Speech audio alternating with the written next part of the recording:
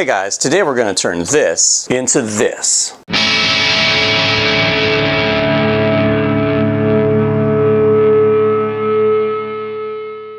There's so much I could say about the Nintendo Entertainment System, but I'll keep it brief.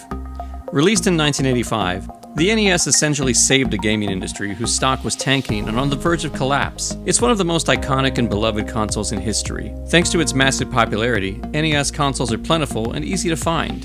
Now let's be clear, I wouldn't sacrifice a working NES console to make a guitar. This is a broken one. I bought it on eBay for about $30. I'll be pairing it with an old Harmony guitar neck, which I also got on eBay for about the same price. I'll be using a few other components too, those I got on Amazon, and I'll link them down in the description.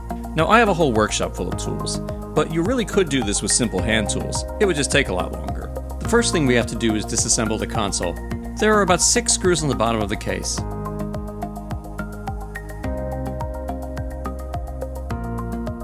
Inside we find a heat shield that needs to be removed. There are 10 screws holding the heat shield on, and about 4 or 5 screws underneath that. After that, we disconnect a few wires, and the guts of the console come free. I decided I would use these 4 middle posts to help me align the body of the guitar. I measured the distance between each post and the dimensions of the case in order to determine how big to make the body. I wrote my measurements down inside the case so I wouldn't forget. I began cutting the body of my guitar out of a large piece of maple. At this point, I should mention there is an easier way to do this if you don't mind cheating a little bit. If you have a cheap guitar and you're willing to sacrifice it, you could cut the sides off and simply stick that inside the Nintendo. For the sake of this video though, we're going to build a body from scratch. Because this piece of maple was so big, I had to make several passes, raising the blade a little each time.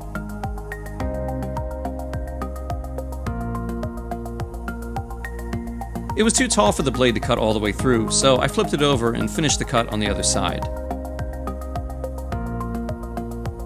Then I squared each end to 90 degrees using a crosscut sled.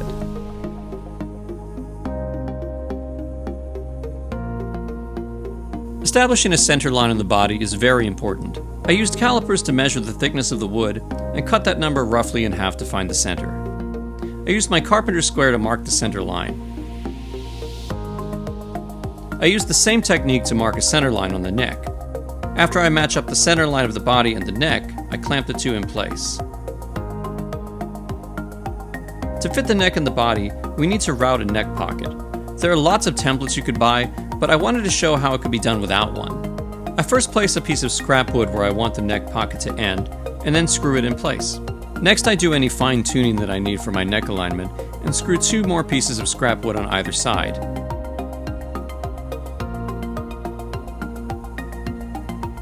Because of the size of my router bit, I needed to double up on the barriers. I measured the side of the neck to determine the depth of the neck pocket. In our case, we needed about 3/4 of an inch deep. The router bit I'm using is called a pattern cutting bit. It has a ball bearing that rides along the edge of the barriers and prevents it from cutting past there. I made a little mistake though, as you'll see, and I left a gap that allowed my router bit to cut a little bit beyond the line. Don't worry though, a big part of woodworking is knowing what to do when you make a mistake, not if.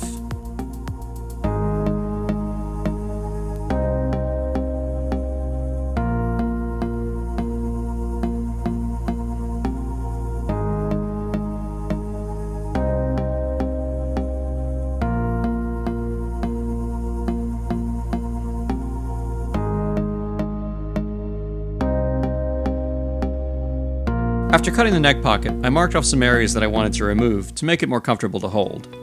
I removed the bulk of this material using a drill press. For the angled cuts, I used a small drill bit and then cut the rest of the way through with a bandsaw. A little bit of time on the belt sander gets it to the final shape. If I haven't mentioned this yet, go get a belt sander, they're useful. And with that, we actually have the bulk of the guitar. At its core, an electric guitar is just a neck with a block of wood attached. What we do to that block of wood is what makes it interesting. In our case, we need to get that block inside the NES. To do that, I found the center of the NES with my calipers, and then I marked off the material I needed to remove. This is a crucial step, so be sure to take your time here. I marked around the lines with painter's tape to protect the rest of the case. There are a lot of ways you could remove this material, but I prefer the control of a fine-tooth saw.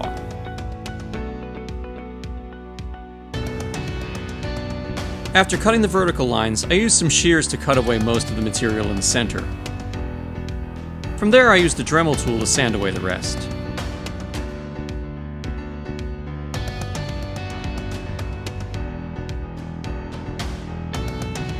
I also removed some of this material that's going to get in the way of the body of the guitar.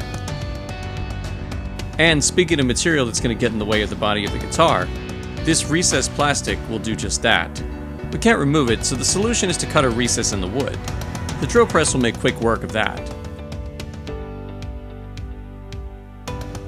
This recess will allow the wooden body to sit flush against the case of the NES. Before we proceed, I want to fix a couple of issues. The neck pocket is a little loose for my liking, so I glue in a shim to make things snug. And while I'm doing that, I packed the hole that I made with a mixture of sawdust and wood glue. I clamped the whole thing up and let it dry overnight. In the morning I sanded the neck pocket flush, and then painted the parts of the body that will be visible when the guitar is complete. I used a file to make some final adjustments before fitting the body to the case.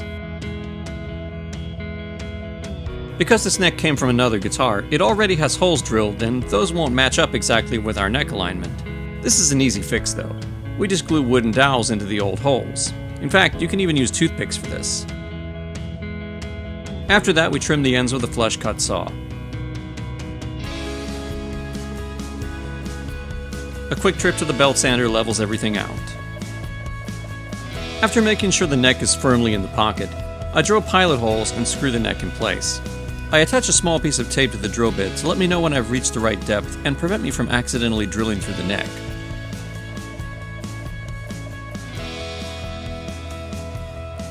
I wish I had a more scientific way to tell you how to align the body to the case, but to be honest though, what seems to work for me is eyeballing it. I look down the neck, and when everything looks straight from every angle, I set it in place. To keep things from moving around, I put 2 screws through the plastic case and into the wood. Because I know where the bridge will be, I know I can drill 2 holes at that point and it'll be covered by the bridge later. Since I don't want to crack 30-year-old plastic, I'm using a countersink bit to make room for the screw heads. Next we need to locate the bridge. StewMac makes a really fancy tool you can use, but most people don't have that. So let me show you how I used to do it. In this case, I know that my neck has a scale length of 25.5 inches. If you don't know what a scale length is and you're planning to build your own guitar, then take some time and look it up because that's really important. Basically though, it means we need the strings to cross the bridge exactly 25.5 inches from the nut. While we want to be as exact as possible, an electric guitar does give us a lot more wiggle room than an acoustic guitar. That's because each string is adjustable to an extent. More on this later in the video. I used a tape measure to locate 25.5 inches from the nut and mark that location with a pencil. Now that's all well and good for the distance, but to measure side to side, we need to use a different technique. I install the low and high E strings and loosely stretch them over the neck. This allows me to move the bridge side to side until I see that the strings are centered over the fretboard. This is important, so don't skip this step. After triple checking all my measurements, it's time to put 2 screws into the bridge. After the first screw's in, I remove my temporary screws from underneath, before putting a second screw into the bridge. Before we install the pickup, we need to determine the location of the pickup mounting frame. I used a piece of scrap wood as a spacer and then eyeballed the left and right alignment. Taping it in place allowed me to mark around the edges. I used a drill bit to remove most of the material and then used a hammer and chisel to get rid of the rest. This only works because the plastic is flush with the wood underneath. That keeps the chisel from cracking the plastic. Because the pickup has these little ears that stick out, I made sure to pencil around those as well. There's a lot of ways you could remove the material for the pickup, but I used my drill press and a chisel. It took quite a bit of time, and I do recommend that you take your time with this part.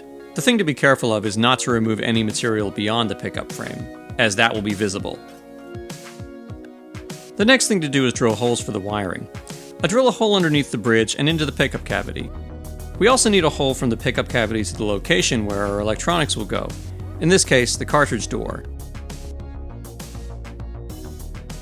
To ground the electronics and prevent the guitar from buzzing, we need to run a wire from the bottom of the bridge to the back of our volume pot.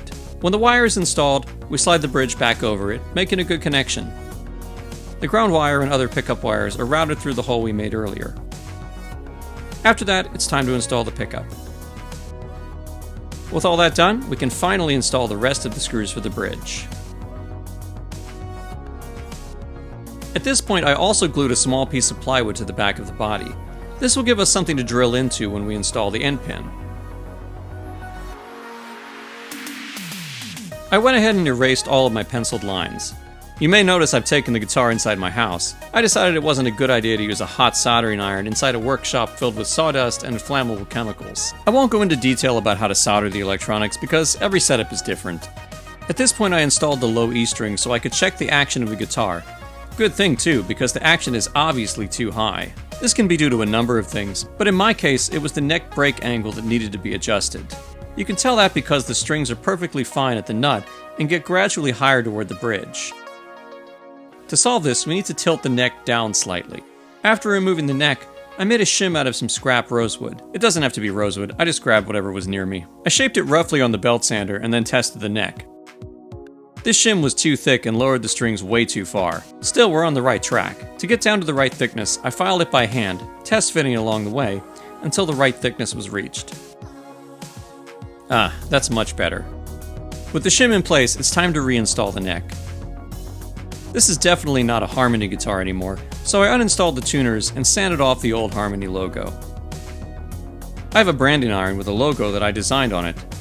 It was an anniversary gift from my wife. Yeah, I'm weird like that. When I had the iron in the right place, I clamped several blocks around it to use as a guide.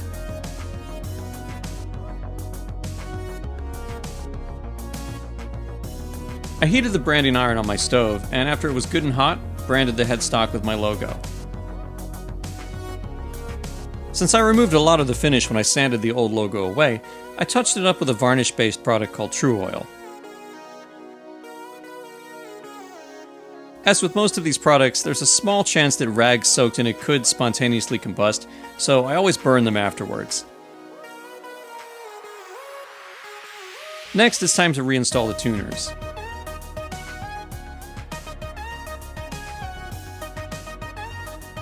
One of the biggest things separating a nice guitar from a cheap one is the care that goes into the fretwork.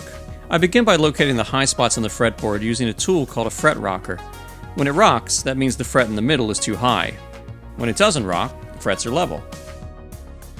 I mark all the high spots with a Sharpie and then file them down. After that, I use a fret crowning file to round over the top of the frets.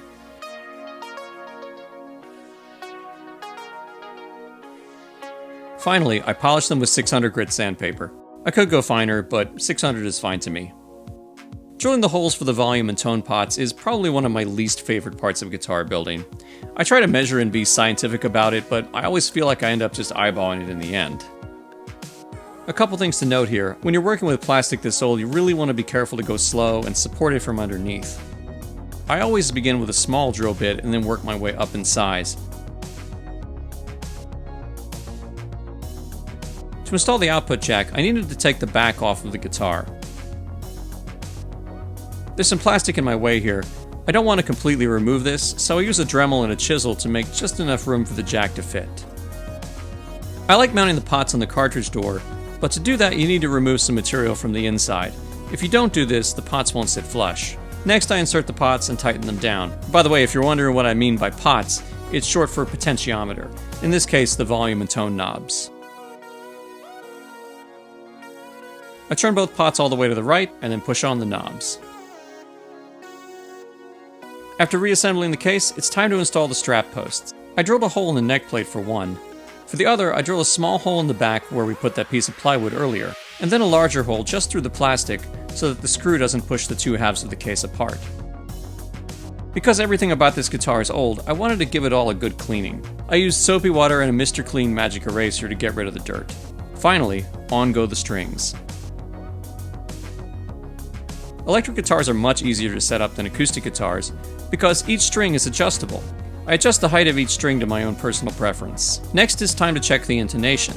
Even though we installed our bridge so the strings cross the saddles at exactly 25.5 inches, there's still some fine-tuning to be done. Because of the different physical characteristics of each string, they all respond a little differently when fretted. The great thing about an electric guitar is we can account for this by moving each saddle slightly forward or backward. To do this, I play a harmonic on the 12th fret, and then play that note fretted at the same position. If the note is sharp, the saddle needs to come back a little bit, and if the note is flat, it needs to come forward. After properly intonating each string, the guitar is finally ready to play.